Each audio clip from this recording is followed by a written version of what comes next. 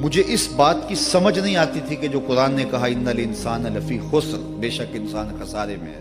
بسم اللہ الرحمن الرحیم۔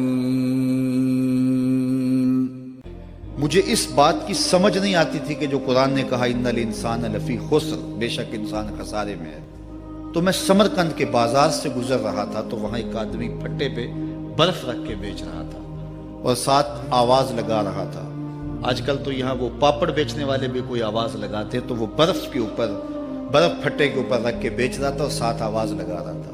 آواز کیا تھی؟ ارحمو ارحمو الا من یذوب راس مالہ، او گزرنے والوں میرے پہ ترس کھاؤ، میں ایسا تاجر ہوں جس کا راس المال پگھلتا جا رہا ہے۔ چونکہ یہ جو برف ہے ایسا سودا ہے جو گاہک کا انتظار نہیں کرتا۔ آپ کپڑا بیچتے ہیں، آج گاہک نہیں آیا، ہو سکتا ہے کل دعانے مہنگا بیچ لیں۔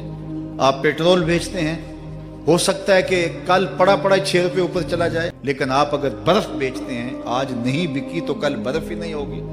تو وہ سیل پہ برف بیچ رہا تھا اور ساتھ لوگوں کو دہائی دیتے ہوئے کہہ رہا تھا، او لوگو میرے پہ ترس کھاؤ، مجھ سے برف لیتے جاؤ، میں ایسا تاجر ہوں جس کا راس المال پگھلتا جا رہا ہے۔ تو کہتے ہیں جب اس نے یہ آواز لگائی نا تو میرے قدم رک گئے اور میں اس کے قریب چلا گیا اور میں نے کہا کہ مجھے ان الانسان لفی خسر کا ترجمہ سمجھ میں آ گیا۔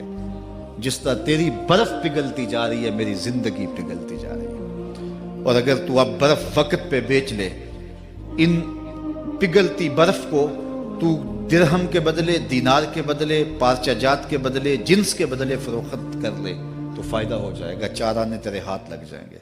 اور میں بھی ان سانسوں کے بدلے درود پڑھ لوں، ان سانسوں کے بدلے سجود کر لوں، ان سانسوں کے بدلے قیام کر لوں، کسی دکھی کے سر پہ ہاتھ رکھ دوں، کسی پریشان کی پریشانی دور کر دوں تو میری سانسیں کام آ جائیں گی، ورنہ یہ ٹھہریں گے نہیں۔ سوئے ہوئے ہوں تو پھر بھی سانسیں ٹوٹ رہی ہوتی ہیں۔ تو ہم کتنی جلدی موت کی طرف بڑھ رہے ہیں، تو زندگی کتنی مختصر ہے اور ہم کتنے بے پرواہ ہیں۔